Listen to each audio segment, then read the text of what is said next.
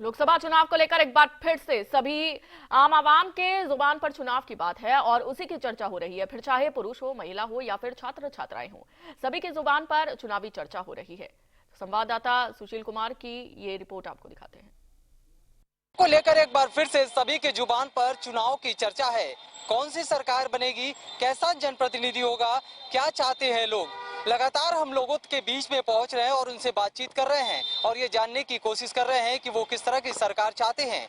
वैसे सबसे बड़ी अगर बात है तो उन युवाओं के कंधों पर है जो आने वाली हमारी पीढ़ी है। उन युवाओं के लिए सरकारों ने क्या किया है या आने वाली सरकार क्या करेगी। हमारे साथ तमाम युवा मौजूद हैं, उन लोगों से ही हम बातचीत कर लेते हैं कि एक युवा क्या चाहता है, एक युवा सरकार से क्या चाहता है, किस तरह की उम्मीदें लगाता है। क्या लगता है आप लोग?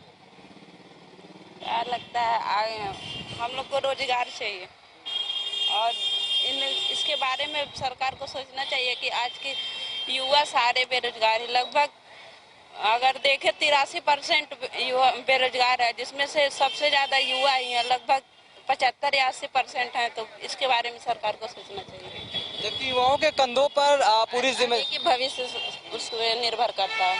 क्या करते हैं? सुपर टेट के तहत बिल्कुल चाहिए। 5 साल हो गया है कि इन लोग को कह रहे हैं कि शिक्षक और विद्यार्थी का अनुपात बराबर है। हर साल रिटायर तो हो रहे हैं शिक्षक, तो उन लोग कैसे मान लिया जाए कि अनुपात बराबर है।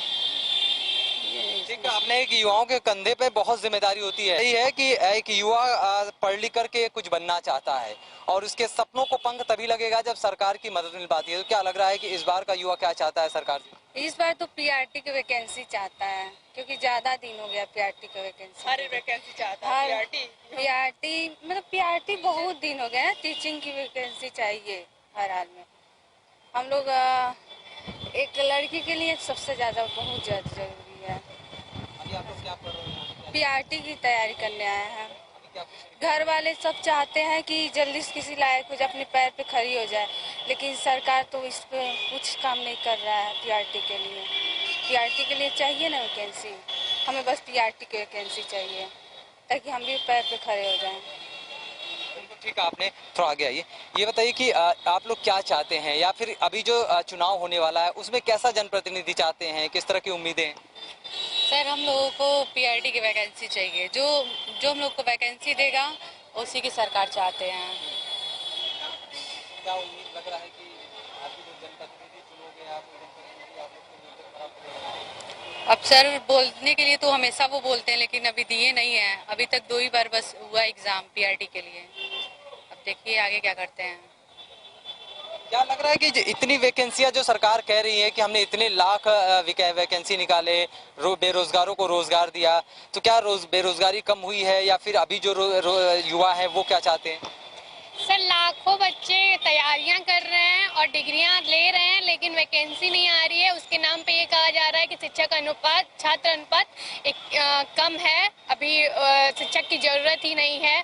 इस तरह की बातें की जा रही हैं, जो कि बिल्कुल गलत है, क्योंकि कई सारे स्कूल ऐसे हैं, प्राथमिक विद्यालय, जहाँ पे एक टीचर पे कई सारे स्कूल चल रहे हैं और शिक्षक उसमें है भी नहीं, और जो उसमें जो संचालन कर रहे हैं उसकी सुव्यवस्थाएं अच्छी नहीं है।